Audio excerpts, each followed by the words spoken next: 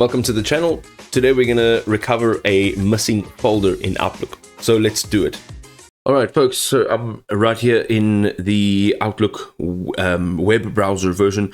This will also work if you're using the desktop version. So what we want to do is we just want to close this completely. We're going to go and hold in Windows key on our keyboard and tap the letter R.